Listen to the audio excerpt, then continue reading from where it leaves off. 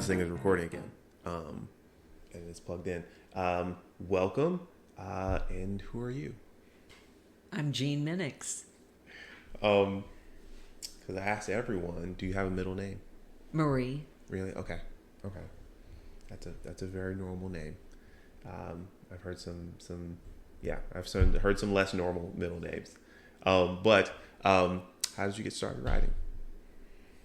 Okay, so probably like a lot of kids, I grew up with a bicycle, and I started riding with the local bike club in 2002. Okay. But I've always had a bike, and but it wasn't until 2002 that I started riding with a group and long distances, and yeah. Okay. So this here local bike club, or were you somewhere else? Okay. Yes, so here. you okay. How did you find out about RABA? Do you recall? I don't recall. Because if you're not in that circle, it's a little bit difficult to find out. But I was living in Chesterfield at the time, and I would see packs of riders going down Lux Lane on occasion, and they'd be in their bright colored kits, and they'd be going fast downhill, and that just kind of planted the seed, I suppose. But like I said, I always had a bicycle, and I think I was aware that there were local bike clubs, just had not made that conscious choice to seek it out. Yeah. And then I had some time opened up in my schedule, and I decided that I would go to the ABC. Okay. And this was way before the internet, and you had to call. They had a phone line. That's right. And that's how you would find out about the rides. And so I went out on a ride, and I don't remember the first ride, but it was either the first or the second ride, and I got dropped, and then I got lost. I was very upset. So wait, this is 2002. You go out and you go on the ABC ride with RABA. Okay, wait. So you've always had a bike. Yeah. What kind of were you on, like a hybrid bike, a real road bike with the curved handlebars? Well, the very first one was a tricycle. And I have a picture of my father and he's standing behind me, and I'm on my little tricycle. Well, I did have, I had what were called 10 speeds, and that's what I rode in college, and then I lived out west for a while, and I bought a bike out there, and I was always getting flats on that thing. And that was, again, I guess it was they were calling them 10 speeds. Okay. And you were just like commuting around on that bike. You were just riding around. Yeah. There were bike trails out in Albuquerque, and but it was never really long distances. I think that I would go out and ride maybe 10 miles during lunchtime, and I felt like I'd really accomplished something.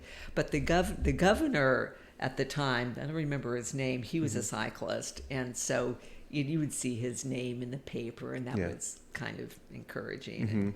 And, well, if the governor's doing it. But then I moved here to Virginia, and it was really more of a runner. Okay. And cycling was just kind of, a side thing. Yeah. Okay. Do you still run? I don't. Okay. No. Too many injuries. Okay. I've heard it gets tough. So you joined a local ride, 2002. Do you already have a road bike then? What did I have? Or did you like go and get one once you saw the spangly people on bikes and things? Gosh, I don't even remember what I had. But I remember what I eventually got. Okay. So I'm riding. I might have had a hybrid of some sort. I got a hybrid somewhere along the line from Barry Pullen. I took that bike to Barry Pullen that was always getting flats. Yeah. And he bought it from me for $100 and gave me Becky Toby's old hybrid and a pump. So I thought I was really making out. So I took that hybrid out on the ABC, and it was, it weighs a ton of bricks. And I'm riding up to the, Ashland. I get dropped, and I'm I finally find my way to the coffee shop, and Jack Huber was the president at the time, and he saw me walking in, and we all know who new members are. If you've been around a while, you know who new members are. And he saw me especially if they're female. And he saw me walking in. He could see this sort of like, dazed look in my eye, like, how do I get back to the parking lot over in Laurel Park? And he escorted me, as he should, back to the parking lot for those 10 miles. Okay, yeah. And while we were riding together, he said that he had an old bike in storage that he would be willing to trade some artwork for. So I got Jack Hubert's old Cannondale, and I rode that thing for 2 years. Nice. And the spokes were breaking on it, and it had the shifters on the down tube. Oh, wow, and okay. people would ask, how old is that bike? And then I eventually sold that back to Barry and got a Trek carbon fiber and paid him with a painting. Okay. And that Cannondale that used to be Jack's that Barry bought, it's now being ridden by a good friend of mine. Okay. So that bike has really made its way. Making its rounds there. I have to look for that bike. And wait, so went to That's Barry. the history of my bicycles. And then that Trek, I eventually did sold that to a friend, and now I've been riding this Giant for about 15 years. Ah, okay. What kind of Giant bike do you have? It's a TCR. Oh, yeah. Okay, yeah. A Giante. Really? That's the French pronunciation. A Giante. Kind of elevates it. Makes it a fancier brand name. Yeah, rather than the Chinese made in Taiwan like that it is. Giant's a good brand. It I've had several bikes. I've had 2 bikes from Giant, and I just have a second frame from Giant that actually has got a Defy. I've had several bikes. So wait, so Giant TCR. So you join RABA. Do you join the rides? Did you immediately become a member when you started attending the rides? I think I did. I mean, I found it to be very welcoming. After I got a real bike and I could keep up with the C riders, Jack Huber kind of took me under his wing. Okay. And he was the president at the time, and he really did a great job of introducing me to other club members, telling me about other rides. And as I started to expand my, social riding circle, I started meeting other people. Awesome. And just found out about all the other activities outside of biking. I mean, we would have picnics, some of the fundraising rides. We'd go out to eat afterwards. And it really sort of became my, not just my fitness activity, but my social as well.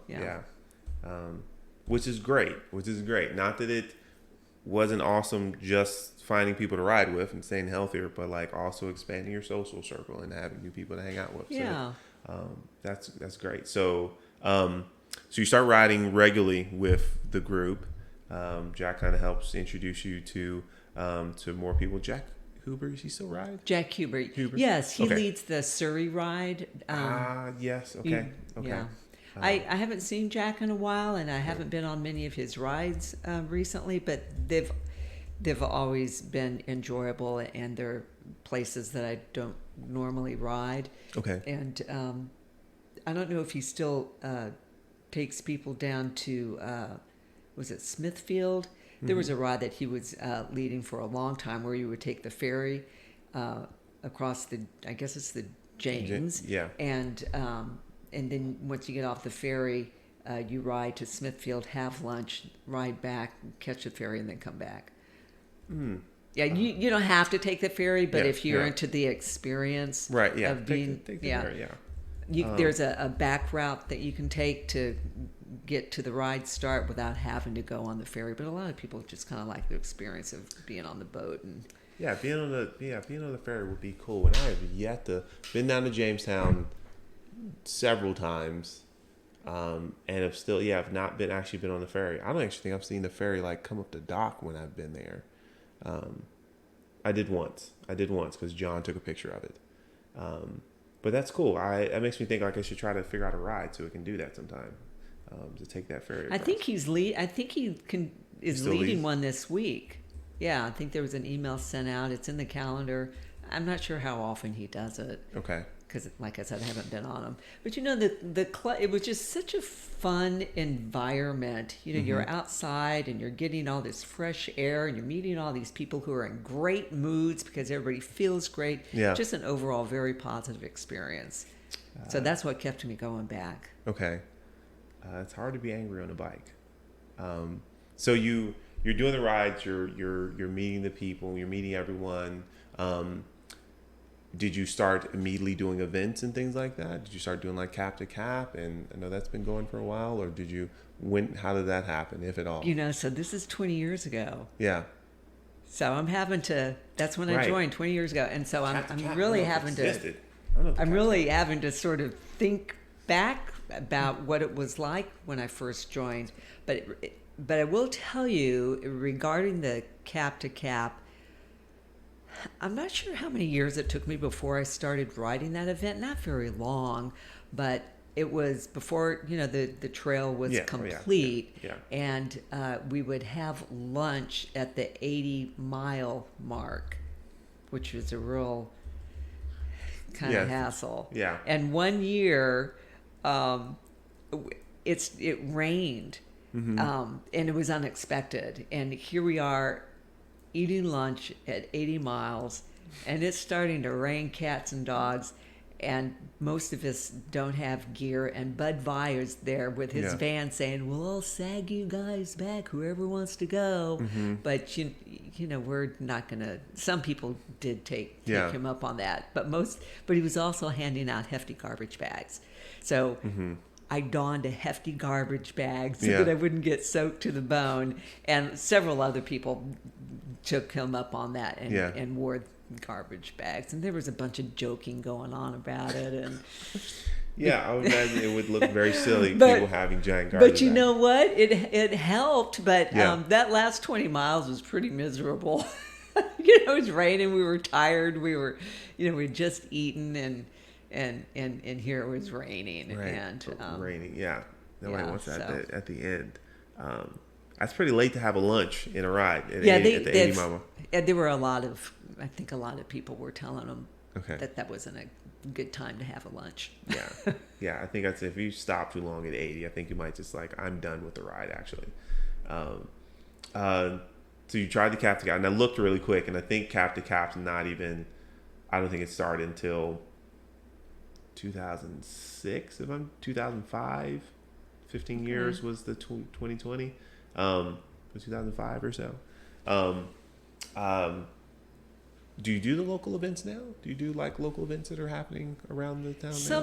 Sometimes they start becoming cost prohibitive, and I've ridden them so many times.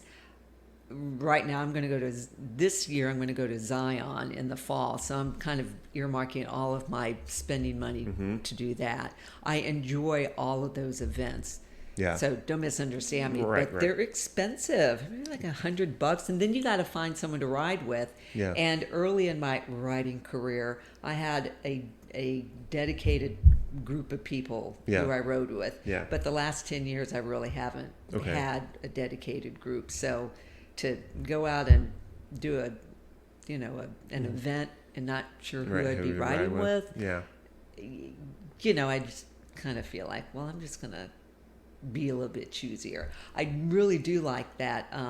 I did do that Between the Waters ride that you were talking about, and I'd love to do that, but it's going to be too close to the Zion trip, so I'm just going to kind of hold back. Okay. And it's not just the event itself, but if you're spending the night, you have lodging, and all that good stuff. Somewhere to stay, that kind of thing. But it's fun. I love all that. Yeah. Just taking a little break, I guess. Okay. And you're not the first person who took a break from doing events or took a break from riding. That's not what you're, So I could see, after a number of years of doing the same event, I could see how that could not seem as exciting, the fifth or sixth or seventh time kind of thing.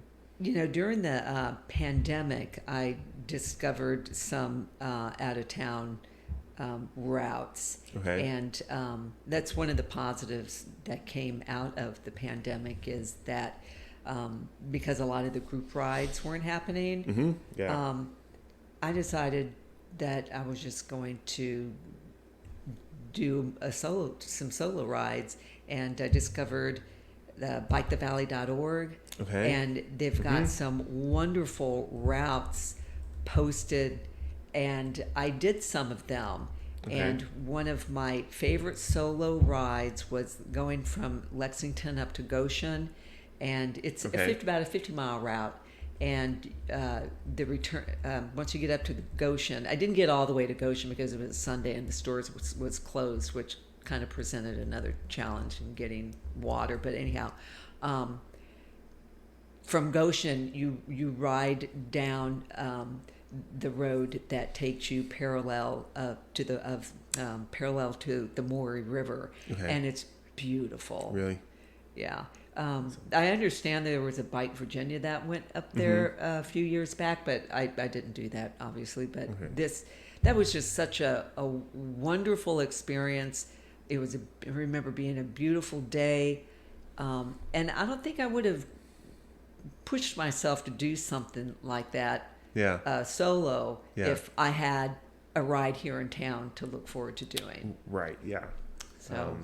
But that's a excellent resource. The cues are all right on there, and it's bikethevalley.org. I believe that is bikethevalley.org. I feel like I've seen this website before, but that's awesome. I may have to look that up and see if there's more resources there. So you mentioned the pandemic.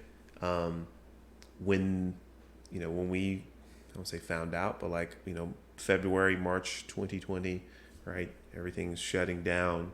How did the pandemic impact your cycling with people and your habits? I'm clear you did these solo rides, but were there other things that kind of happened? Did you change your habits?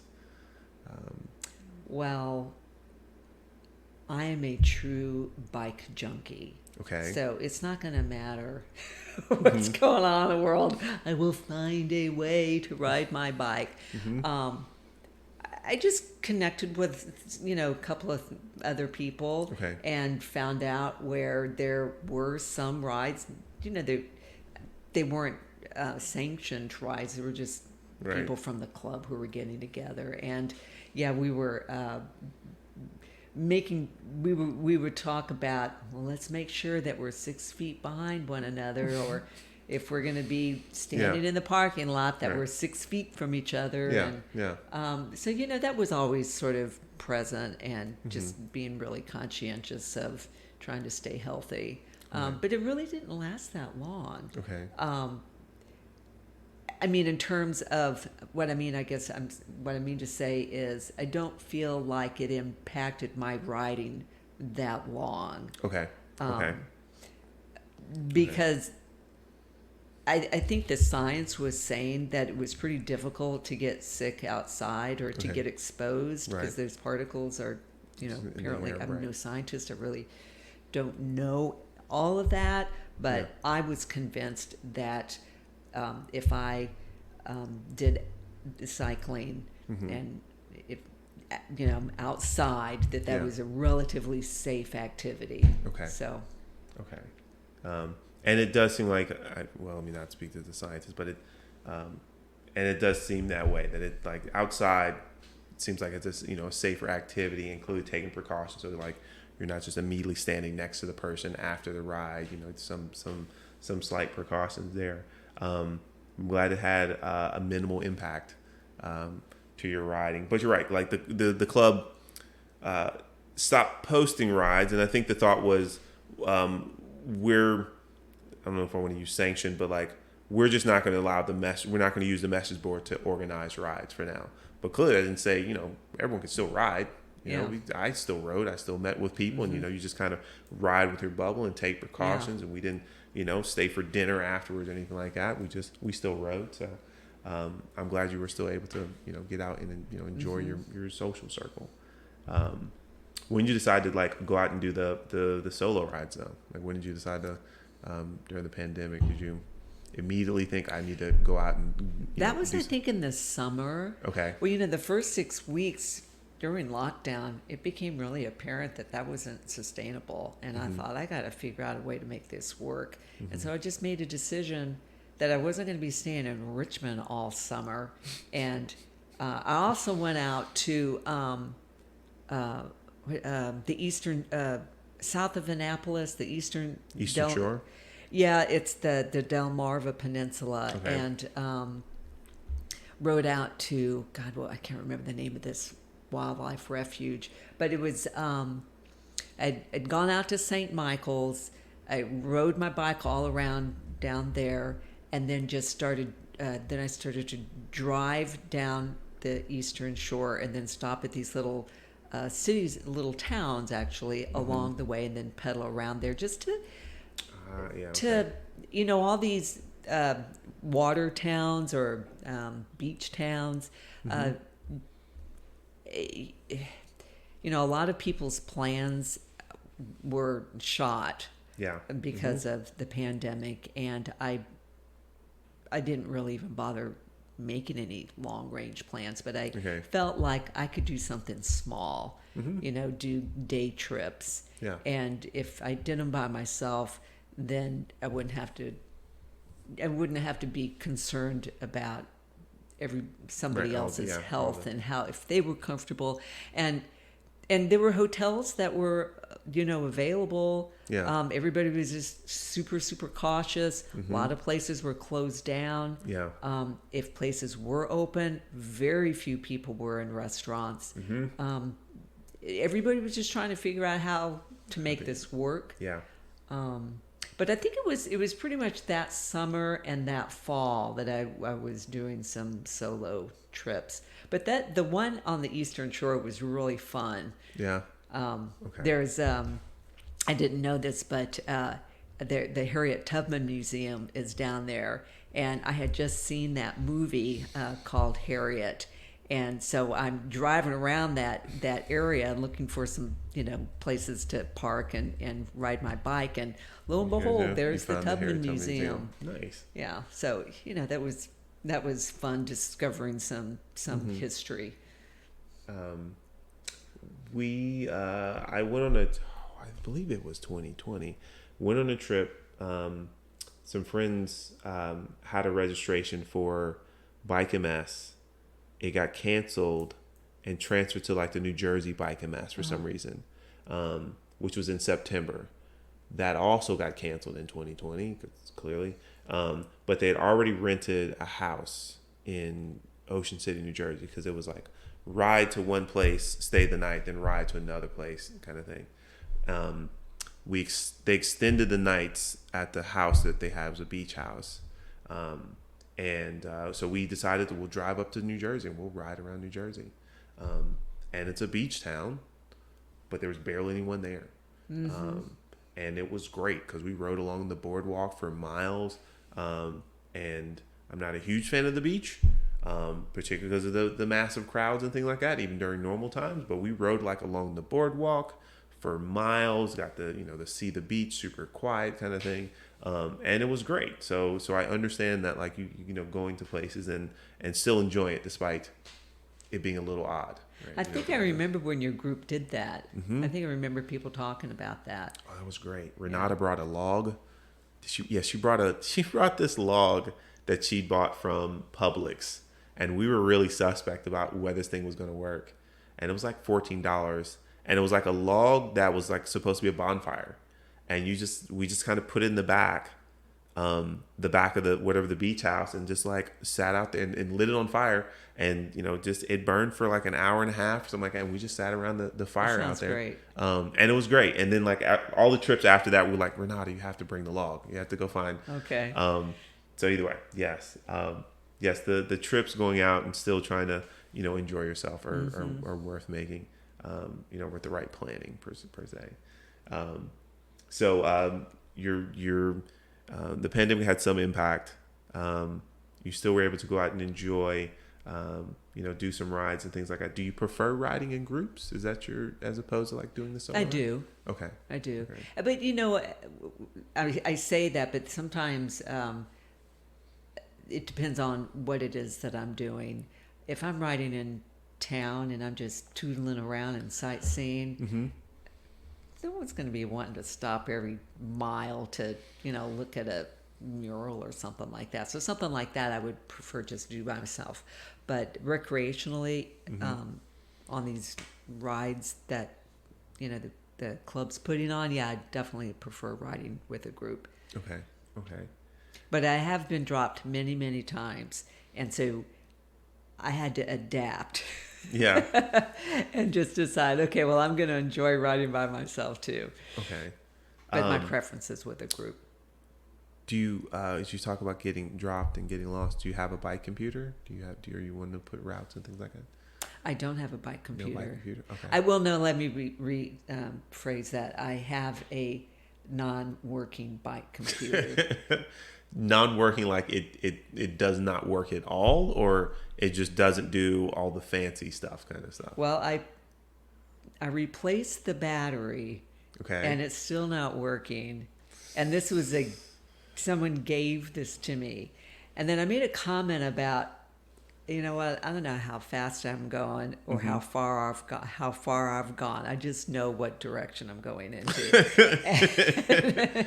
and somebody said, did you check the battery down there by the wheel? Which I didn't know there was a battery down there. So if I swap that out, then, maybe the computer will start working again, and it's just going to tell me how fast I'm going. And, I used to keep up on all of that, the distance and the pace, and now I'm just trying to keep up. Yeah. It's just too much. And I mean, when I say it's too much, it's, I had purchased a GPS a couple of years ago, and I was just overwhelmed with all of the gadgets on it. And I decided this is just not that important to me right now. Okay. I just ask other people who have the fancy computers. But when I go out on these solo trips, I will download the app on my phone. To have a route on your phone. Okay. Yeah. All right. But the drawback of using my phone is that I can't hear it. So it's just very, very low, the volume on my phone. It's an old phone. Yeah. That's true. But I'll print out a cue sheet too. Okay. All right. We don't want you getting lost anywhere. Well, it's not really a ride unless you get lost. it's not quite an adventure. That's what somebody told me once. It's not really a ride until you've taken a wrong turn. And I've taken wrong turns with a fancy bike computer and the routing telling me which way to go. So it still can happen. But I thought I'd ask in regard to like getting lost. Bike computers help navigate that. But if I were to get one, it would be the touch screen. And when I looked at the price on those, I thought this is just another expense I'm not willing to afford right now. They are, particularly when you get the larger touchscreen ones between Wahoo and Garmin. I can't really recommend the others. They can be pricey, yes. They several $100s, if not more, kind of thing. So yeah, that's an expensive to think about kind of thing, or not think about. If I were riding cross country, I might consider it. But with just the local rides, I mean, it's really, it'd be a nice thing to have, but yeah. It's not true. It's all right. Well, you're, if you like chill social rides in the city, there's a ride that a group of us do called the Yawn at Dawn. Oh yeah, I've seen that. My neighbor does that sometimes. Garth, Garth. Oh yeah, I know Garth Maxwell. Yeah, I actually know him. I ride with him. I would say not often, but I've ridden with him quite a bit. But that's 6:30 Friday mornings at the VMFA. The ride normally lasts an hour, and the ride ends at the Montana Gold Bread Company in front of in Carytown. and then many of us will stay and get coffee and cinnamon buns and socialize. Is it a social paced ride, or yeah, is it's okay. conversational paced Okay. the whole time. There's a few times like we'll go up we do like Riverside. We'll call it the Riverside route, but like we'll go up the bridge. Occasionally we'll go up a hill or two, but generally it is a conversational pace. We make sure no one gets dropped. If anyone needs to leave early, we try to like make sure you let us know, but it's a social pace. We're 13 to 15 miles an hour. That's really good to know. Yeah. Because Garth is a strong rider. Oh yeah. And you are as well. And when I've seen pictures that are posted on Instagram, I look at the pictures and I think I couldn't keep up with those people. So with the Jan and Dawn group, we have a mix of there's people that'll come and like they're doing the race at Bryant Park, and then we have people who ride every so often, who don't have bike computers. We've got this guy Marty, he rides on his mountain bike. Okay. So it's a mixed group, but we do it at such a pace. The only thing we ask is like, you still need to be a comfortable rider, but it's always through the city. We'll ride to Bryant Park from the VMFA and go back. We'll ride a route or two will take us into downtown and we'll come back. But it's always, a very chill pace. And we stay as a group. We cross the intersections kind of as a group, and we travel safely. So what's the traffic light? You say what? What's the traffic light? So in the morning, it's a bit lighter. It's 6:30 a.m. The traffic is definitely a bit lighter than at 9 or 8 p.m. or 8 a.m. And it's not like it used to be when it was still, last year we did some rides. It was much lighter because everyone was still working from home, but we can see the traffic's picking up.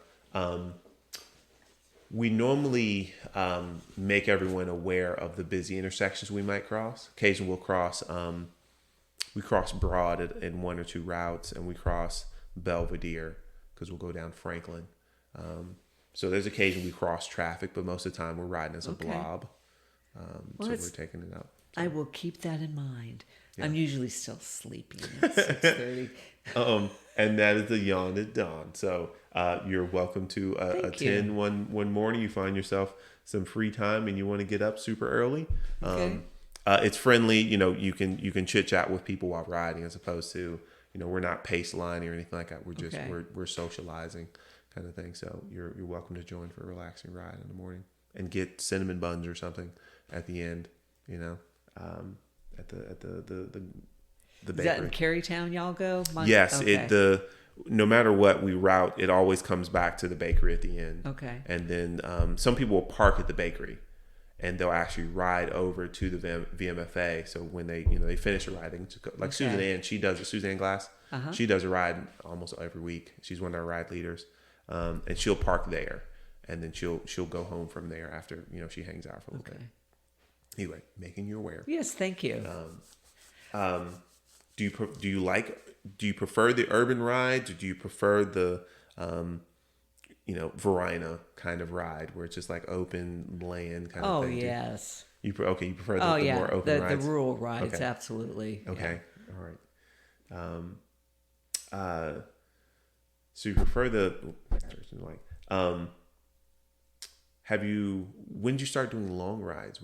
As soon as you started joining the group, did you start like putting in 50, 40 miles? Like what's the... Well, it's funny that you say that. Okay. Because when I first started riding, I thought 25 miles was a long ride.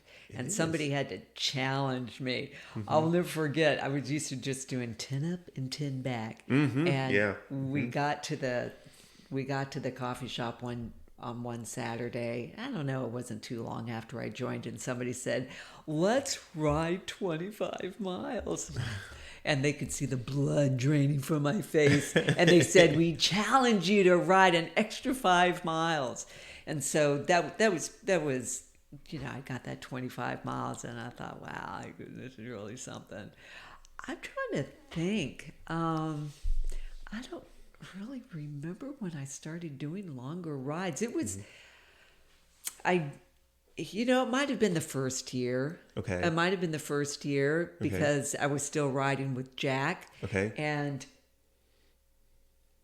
I'm not sure which ride which event it was. It might have been Heart of Virginia. It might have been the club. I think it was. The Heart of Virginia, okay. And the route or the distance, I think there was a distance of 50 miles or something like that. Okay. And we were riding, I think there were half a dozen of us. Okay. And we got to 50 miles and we were looking for the rest stop. And I don't remember, it was like 25 miles and then you would turn around and go back, go back. And somebody said, no, it's not 50, it's really a metric. And we said, okay, well, we could handle another 12 miles. And so we got to the turnaround point for the metric, and they said, oh, no, it's not really a metric. It's really 72 miles. And at that point, I had had enough, and I had to be sagged back. Really? I was so spent. So I think that was that fall after I had joined. Okay. And Dave Bloor gave me a ride back in the SAG vehicle, and he told me that it was nothing to be embarrassed by, that it happens to everybody sometimes. But I'd gone out on what I thought would be a 50-mile ride, and it turned out it was going to be 72, and all I could manage was 63. And I felt like that was a big accomplishment. It's a huge accomplishment. Particularly when you weren't mentally prepared to do the 70 distance. I can't. That would also be bothersome. Like, oh, we're gonna do this distance, and then now it's this distance, and then now. Talk about poor communication and not knowing what the route was, and I don't know if that was the Heart of Virginia. I can't remember what event it was, but it was some long ride. I can tell you that. But you made it back. I did. You made it back. How many times do you think you've done the Heart of Virginia? You've done the Heart of Virginia a few times. Okay. Oh gosh, I don't know. Several times. Okay. Half a dozen times, maybe. Okay. The century you're talking about. Probably half a dozen times. You've done the century. Do you recall the first time you rode 100 miles? Do you think you recall, like, what's the, is there some? I don't know what the first century. It might have been the cap to cap. Okay. Yeah. Okay. But there was a Heart of Virginia ride that I rode with my regular group, and there were about 10, 12, 15, something like that in the group. Yeah.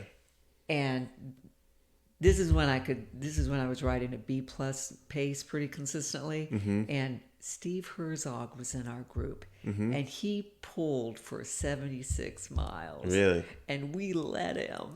He was doing such a great job, and he was enjoying it. But it just really made it for a great ride. It was just a nice, consistent, steady wheel. Yeah. Nice. And then one cap to cap that we did, it's same group.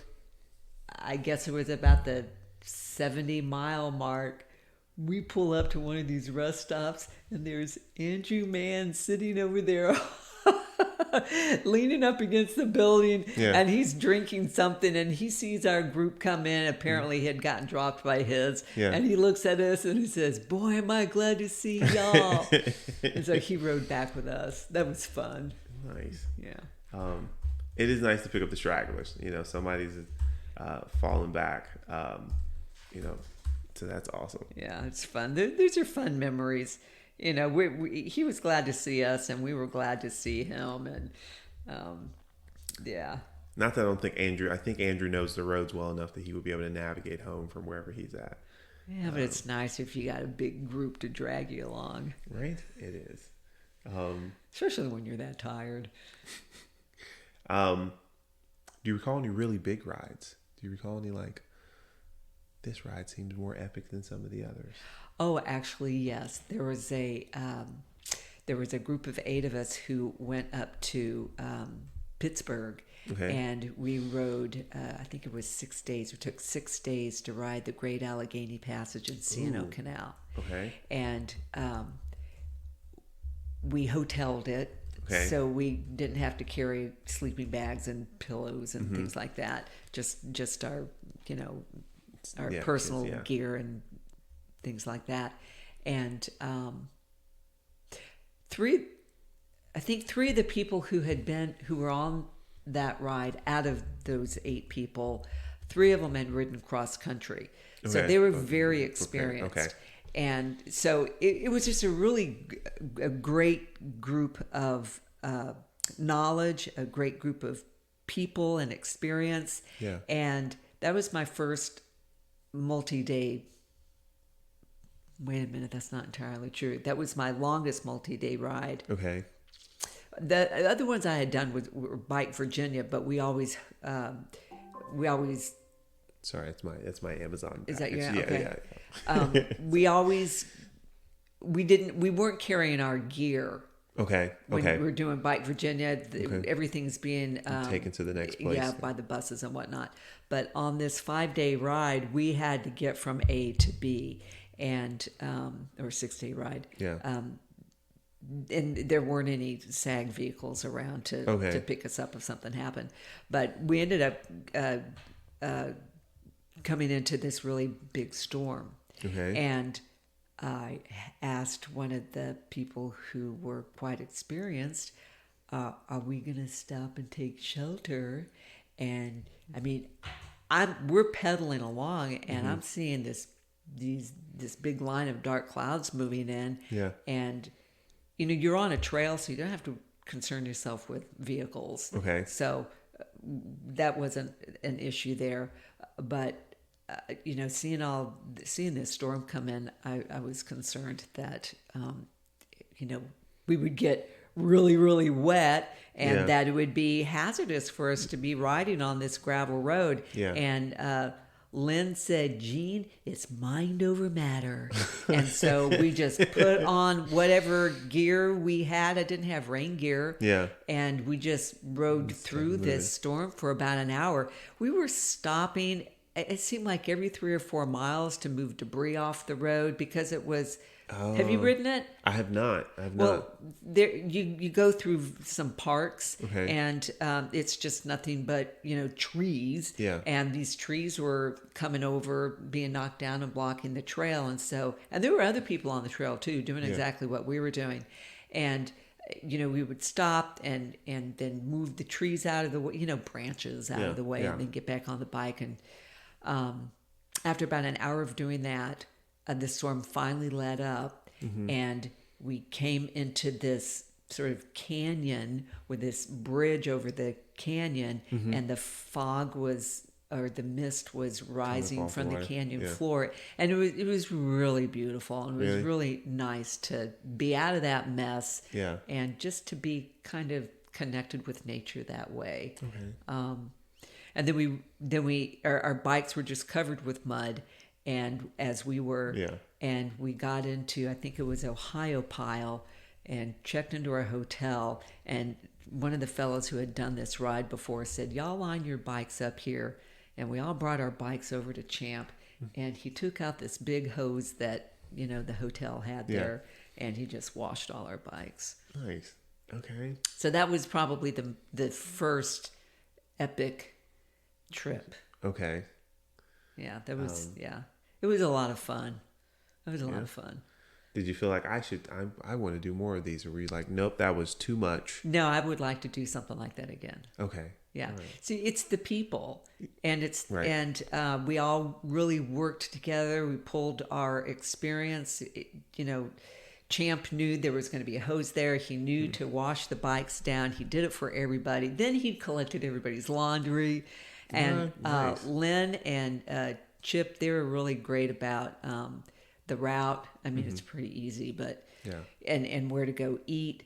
I had selected a lot of the hotels and done a lot of that planning. Yeah. I mean, it was really everybody worked together to make it happen, and it was really a lot of fun.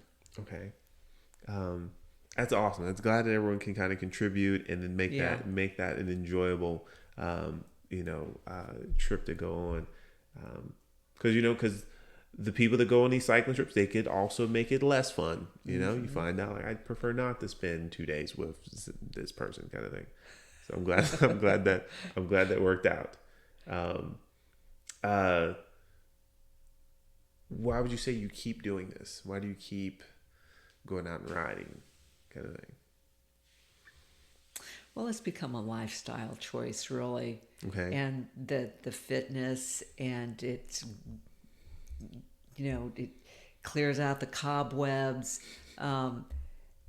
Emotionally, it just kind of evens things out, and it's just it's been a really great way to experience life. Okay. And it's also a great metaphor for life. Mm-hmm. On the ride today, there's this fellow, his name, I don't know Ron's last name, but he wears the compression knee socks, and he always carries a Camelback, and he's like I felt like I was using a rider's app today, because he was in the front. He led the whole time, the whole 34 miles. Yeah. And he always kept, for the most part, the same pace. So it was great. And,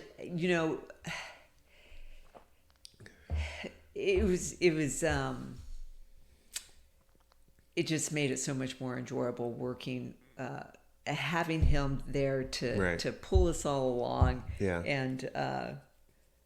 And I got to thinking about some of the group rides that I've done, and how you'll rotate out and right, doing the pace and rotating the pace line. Yeah. And how it's always for me easier if I'm in the middle. When I get on the fringe, then I'm more vulnerable. Yeah. Whether I'm in the front, and especially if you're in the back, you can get kind of like, picked off, kind of like life. Yeah. You really want to stay in the middle, surrounded by people who are going to take care of you, because you're safer and less vulnerable. So, I just think it's, I've met so many wonderful people through the club. And, as I mentioned when we first started talking, I haven't met anybody who's been in a bad mood when I go out there. If they're not in the best mood at the beginning of the ride, they're always in a great mood after the ride. Yeah. And I know some very specific people. Yeah. I'm sure too. I've known some people, many people's like, I'm having a bad day, I want to go on a bike ride. I've not heard of like, I'm having a bad day, I don't want to go on the bike ride. Like, it's a bad idea for me to go on the bike ride now, because I'm upset. Well, good. The feeling of being on that bicycle, and it's a really great, you get a sense of freedom on the bike too. Yeah. And, maybe it takes me back a little bit to when I was a kid. I don't know. Okay. All right. I'm glad that you're still enjoying it, and it still feels good. And maybe it is you remembering, the freedom of being a kid or something like that. But, doesn't matter. You enjoy it. It feels like you're flying. Ooh, okay. Okay. Feels like you're flying. Okay. Sometimes. Not when I'm struggling to get up a hill, but when I'm soaring downhill. Like, that's probably as close. Well, I'm not going to get into hang gliding or anything like that, but that, you're going pretty fast downhill. So. Yeah, you can go down the hills and feel like this is freeing and slightly scary, kind of thing. What do you take with you on a ride? Like, what kind of snacks do you take with you? What do you go on a ride? Let's say you go on a group ride. It's a 30-mile ride. Like, what do you take with you? Kind of thing. Yeah. So the snacks that I will take usually will be a hammer gel. Okay. Sometimes a waffle. Okay. Sometimes fruit, generally an apple or an orange. Okay. I like Hammer Nutrition products, and I'm not trying to plug Hammer Nutrition, but they sell Perpetuum, and it's a powder that you put in your water, and it tastes good, and it doesn't seem to go. It doesn't taste bad when it starts getting warm outside. It still kind of retains its flavor, but I'm usually finishing up a bottle of that stuff before it gets too hot anyway. But that will sustain my energy level. And the Recoverite I really enjoy. after a ride, I think about how I've put all this energy and effort into exercising, and for that to go to waste without a good recovery beverage is something that I would like to take advantage of. Restoring my muscles. And so I like to drink that Recover Right, and it's good. All of this stuff starts getting expensive though, so I try to pace myself and not go overboard. But I really enjoy their products. They have indoor lights, which are electrolytes, and I generally will eat a couple of those tablets before a ride. And it helps. I mean, it might not be a ton.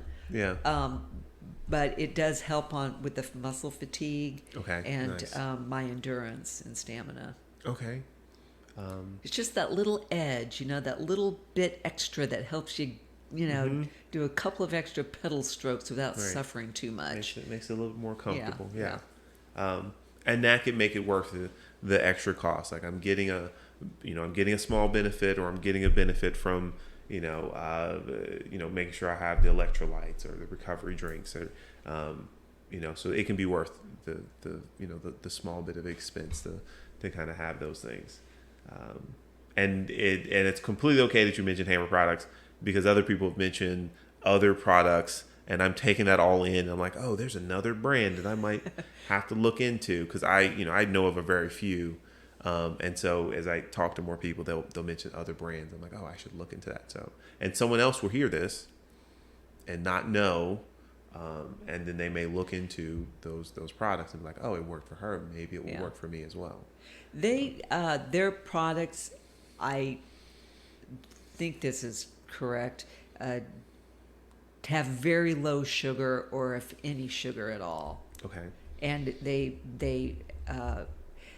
have a magazine. It's not a magazine. It's kind of like it's a marketing catalog, but they have articles in this when you order a product, and they'll mail this sort of catalog. It's a little book. It's a 8.5 by 11, about 16 pages.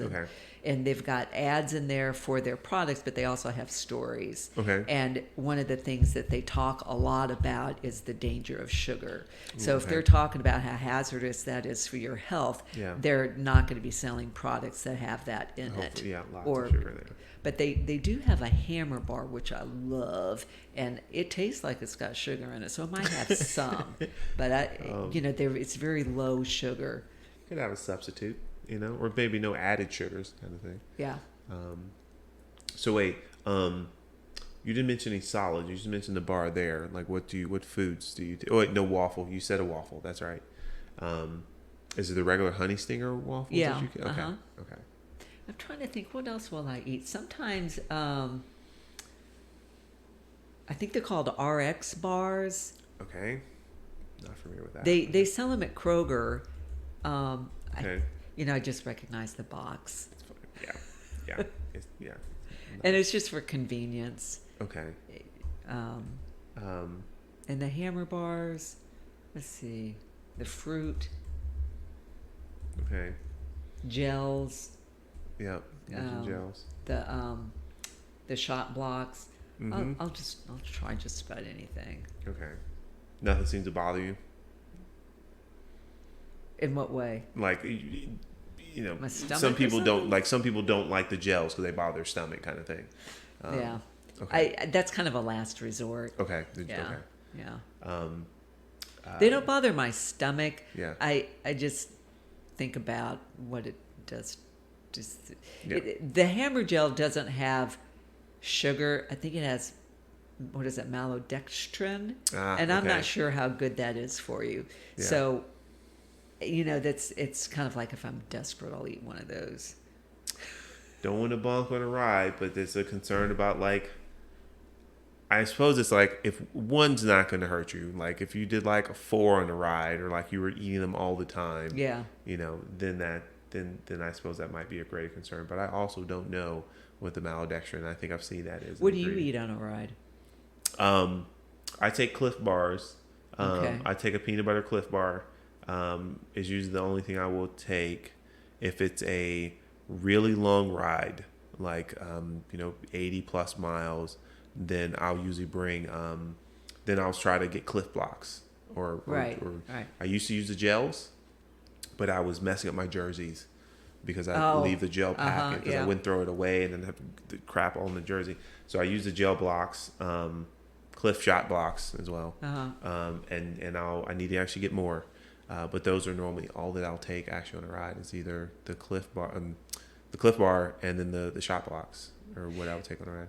The perpetuum that I talked about, the powder that you put in your water bottle, that replaces eating somewhat. Really? Okay. Yeah. So it's nutrition as well. Okay. Yeah.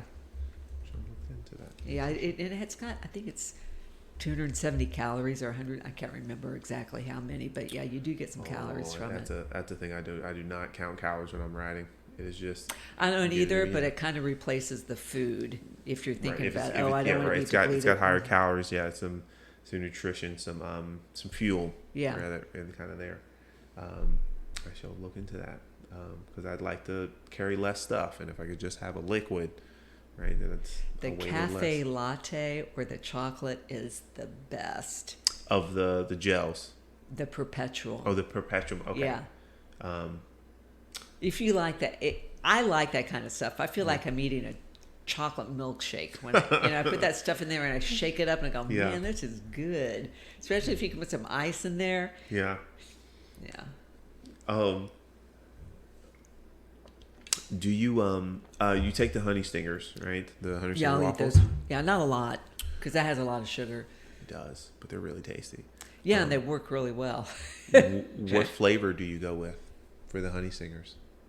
Or does it just whatever you can Whatever's available. Okay. I like them all. Okay. I think they have caramel and then they have some chocolate ones. Oh, they've got like 7 or 8 different flavors. flavors. They do? Okay. I think it's probably more than that.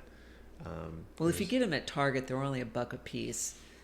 And I think all I've seen at Target is the honey flavor. That is the original. Yeah, I think that's the most. That's the one that most of the stores are having is just the regular honey flavor. I did not know Target had those. I didn't either. I just kind of discovered them there. They just have it over there, yeah. And $1 a piece is not bad. Actually. No. So it would definitely be more. Do you take your bike with you on your non-cycling vacations? I do. Yeah. Okay. You say because that it's a great way to get around town. Okay. If you're on vacation, ditch the car. Walking's too, slow. Just get your bike. Yeah. Take the bike. Okay. Yeah, in fact, I usually do. Okay. It's just more convenient. Nice. It's more fun. It is vastly more fun to explore an area by bike. That is such a nicer way. To do it, provided you're not like climbing hills the whole time, right? You're just casually riding around. That's a great way to. And then plus you can hook up with other bike clubs that way. That's true. Yeah. So Trey, I was down in Florida this year, but also last year, and on the west coast, the St. Petersburg area, and I decided to go up to this little town called Safety Harbor, and have you heard of it? I have not. No. Well, there's a loop that you can do in that Safety Harbor. You parked my car there, and then I rode up to Tampa, and then back over to the east side of. Let me see if I can remember the name. It's a causeway. Called I can't remember the name of it. I'll think of it in a minute. But it's a 10-mile dedicated bike and pedestrian bridge that goes over the Tampa Bay for 10 miles. Okay. Yes, and if you want to go across that bridge with the tailwind, which is what I did. Okay. It's something Causeway. I can't remember. Yeah. It's very popular, and it is outrageous. I had such a good time, and I just thought, oh my God, this state has got so much money that they're able to spend it on a dedicated lane for bikes and pedestrians that goes all. So, it runs parallel to the bridge that not the bridge, but the highway that the cars are on. Yeah. So you're riding here on one side and all the cars are over here, and it's got little, pull outs where you can stop and take pictures, and it's just awesome. I don't know what made me think of that. Something that you said. Vacations or non-biking vacations. Florida Keys Overseas Heritage Trail? No, it's not Florida Keys. It's up there by Tampa. Let me see. Did I write it down here? That's okay. I just looked up bike. I've been to Tampa. I've been to Tampa. And rode around there. Tampa. Yeah, I rode around Tampa. I went to do a bike event there in 2018. Grand Fondo, Florida. And I did the event and I rode around the day prior at some, landlocked park or something like that. But it was nice. If you go back there, you'll find it. Just park your car in Safety Harbor, and then pedal over to the causeway. Okay. Everyone will know. Okay. And once you get up there, you'll see it on the map. I don't know why I'm drawing a blank. I'll think of it when I leave here, and I can email that info to you. Yeah. But there's the Pinellas Trail. I believe the Pinellas Trail goes from St. Petersburg up north of Tarpon Springs, and that's really fun too. I'm not sure how many miles that is, but it goes through all these little towns, and Dunedin is one of the towns, and it's got these little breweries along the trail. It's what I sort of thought Capitol Trail was going to be more like. Yeah. But the Capitol Trail's still pretty new. Yeah. And it's things are gradually, little by little popping up. Yeah. Okay.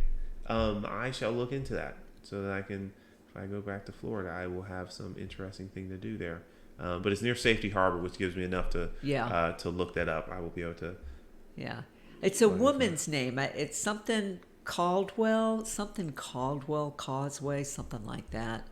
Okay. I shall look at that. I will look into that and see if I can find that. Yeah, it's awesome. There's a beach on one end with a little restaurant, and it's really nice. That's something else I'm trying to get. I've done more of since I've been riding is not quite beachfront restaurants, but like restaurants on the water. Because of I've done various rides, and thanks to John Beckenstein, who will plan a ride, and then John will be like, oh, we should go to a restaurant, and we've had events where he plotted us a route off of the official course to go to some crab shack or something like that and but I've had several nice meals at waterfront locations, which has been great. Yeah, that's nice. And I wouldn't have picked that myself. So there are so many hidden gems even here in Virginia. Another thing during the pandemic that I did was go down to the Newport News area, and not Yorktown, but Newport News, and I can't remember the name of the little town that I drove into, but it was just a lot of fun discovering some of these areas that I would have not even think about doing had it not been this sort of window of time that the pandemic created for everyone, that you had to figure out, well, I'm not going to the bars. Not that I ever did, but I would go places to hear live music, is really, or to the movies, or whatever other thing. Had to sort of adjust. Yeah. Yeah. How do I enjoy all this stuff now safely, kind of thing. Do you have a favorite cycling kit? Or are they all just awesome? Do you have one or two? They're just like. Do I have a favorite cycling kit? Yeah. Is there one or two that's either they're memorable, they're just exceptionally more comfortable, they just stand out to you? I do have a couple of really nice jerseys that I enjoy that have, they're quite decorative. Okay. But there was a year, and I do enjoy wearing those, and they're bright, and people usually comment on them. Okay. But there was a year where I designed one of the club jerseys, and we hadn't had a new club jersey in a long time. So there was a lot of energy and excitement. Yeah. I felt around, there's a new jersey coming in, and there were several of us who rode the cap to cap, and we all wore our RABA jerseys on that cap to cap ride, and we felt like a real team. Yeah. And I've got a picture of us all with our jerseys, and our bikes are laying down in the background, and we're all posing, and that was fun. Yeah, I'd like to see that. I've probably seen like 8. No, less than that. I've probably seen 5 different versions of the RABA jersey. I know that there was like 2 versions of the white and black one. That's when I joined. There's a red one. Then the blue and orange one, I think, is the one that's currently ran. There's a blue one that occasionally I guess I'll see Greg or Steve. Either way, I've not seen them all. So if I would like to see this one that you, I think you've seen it. I think you. Well, mate, you said you had a red and red and black one. So in 2019. Okay. That's when I think Keith was designing the jersey, and it changed to a red jersey. Okay. It was like the red of the shirt, yeah, kind of jersey. Because it was prior to that was white and like a black stripe across the front. And I remember they slightly changed the design. Yeah. They had like a white and black one, then they slightly changed the design and like it gave it some extra colors or something like that after. Yeah. But yes, I would like, if you have that picture, I'd like to see this. Yeah, I'll see if I can dig it up. There was a long stretch where they didn't have a New Jersey. Really? Okay. Long stretch. And now I think they're having a New Jersey. It's like every year, which I think is great. And the companies, my understanding is that they have templates, which makes it so much easier. Yeah. Because when I did it, I had to do my own template. I'm a graphic designer, so I was doing all of this that the companies can do for the club as part of they fold that design or that template into the sale of the jerseys, and that's really the way to go. Right, yeah. Make that easier for people to want to buy jerseys from them. Well, yeah, and then we can update it on a more regular basis. That's true, yeah. If there's a template, we can add a small color here or smaller change there kind of thing, and it's just, I think, easier to update in general. But yeah, I was curious if you had a kit you enjoyed more than others, and some people do. Some people have some kit that's more memorable. They got it the first time they joined the club or something like that. So I thought I would ask. Earliest memory of riding a bike. Well, there's that picture of my dad standing behind me while I'm riding my tricycle. Yeah. Oh, okay. Does that count? That counts. It shouldn't get much earlier than that, kind of thing. And then I did what I felt like get a big bike. I was in the 2nd grade and I had this big blue bike that was really too big, and I have a very fleeting memory of riding that down the street. Yeah. But at the time you weren't, you didn't have any thoughts like, I'm gonna ride all the time kind of thing. No. I was in Carytown Bikes a couple of weeks ago, and they were showing a YouTube film on the Paris-Roubaix women's race. I saw that event, yeah. And they were interviewing some of these women who are probably my age, or maybe a little bit older, who raced back in the 70s. Yeah. That thought never even occurred to me. And here these people were doing it. Yeah. Back in the 70s. So they were interviewing these former racers, and they were doing the sort of flashing forward to today's current race, which I think was last week or something like that. Yeah. Yeah, because I think, like, the ladies just raced it, right? They just went out and raced it. Like, it wasn't an official race, was it? Like that one back in the 70s or something like that? If you I don't recall. Okay. I don't think though a lot of it centered around how women needed to be paid the same as professional men's cyclists, and how just more and more women are getting into the sport, and they're just as competitive, and are just as tough, and that the route that they ride on is cobblestones, and they're riding it when it's raining, and they crash just like the guys do, and they get just as banged up, and so it was it's on YouTube. So but Carytown is now selling, well, it was purchased by Specialized, and so there, I guess this was a way to promote the Specialized bikes. Okay. By showing that film and getting people into their shop. Yeah. I'm assuming. What's that? I'm assuming. Yeah. That's probably that's a fair tactic. I actually almost went to that event because I was gonna go, but I ended up having to do some other stuff. But I recall it was a Friday or two ago, something like that.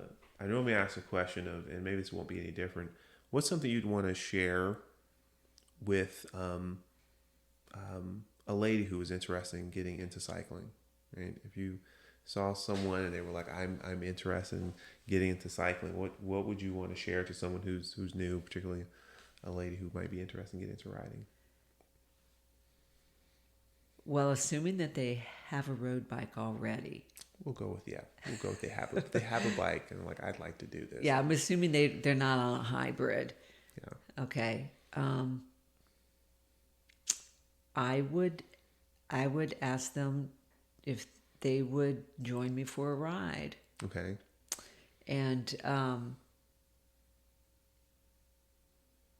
take it from there. There are so many things involved in group riding. Mm-hmm. It's not just hopping on the bike and going. Yeah. Even though I kind of wish it was just like that. Right. But with the group rides, you have to, if you're going to be riding with a group, which is what I would suggest, because it's much more fun if you if you're riding with a group, or at least find some other people to ride with on a regular basis, whether it's a couple of people or a group of people, and then just gradually work their way up to, start out maybe doing 20 miles. I mean, most people around here, if you're in halfway decent shape, and when I say around here, it's pretty flat. Most people in decent shape can ride 20 miles. It may seem like a lot, and I guess it is, but when you're on a bike, you can do it. Right. And just stick with it. Decide if it's something that you enjoy doing, and if it is, get involved with the local bike club, because there are so many rides that RABA hosts. And if RABA's not the scene, the local bike club, bike shops have rides as well. There's a lot of different ride groups out there who are not affiliated with bike clubs or with RABA or with I meant to say bike shops or with RABA. I see them on Instagram. I see them on Facebook. But I would say find a group to ride with. Yeah. And just see how it fits. See if it works in their schedule. And Okay. Yeah, there's there's definitely people there's a group somewhere for people to ride with, whatever riding they might like to do. I think there's many a group in the area that someone can ride with. You know, if I were starting out by myself and I didn't want to go with a group, I would go out to the Capitol Trail, and which I have, ridden on the Capitol Trail by myself many times. Yeah. And I always meet people, Yeah. meet, and I meet other groups out there. I've met women's groups riding. There's a black girls ride group. Yeah. There's just I mean, there are so many different groups here. When you start digging, there's a lot. It's a very active cycling community, I think. And I'm hoping I can talk to more people in the different groups, not just RABA members and stuff like that. Thank you, Jeanne. I appreciate you sharing your story and all the nutrition tips. Now I have to look at the Hammer products because it's like, I think it's probably the second or third person who's mentioned they use the Hammer products. So I feel like I need to look into them more now. Thank you for your time. Well, thank you for having me. I enjoyed it. Awesome. Thank you.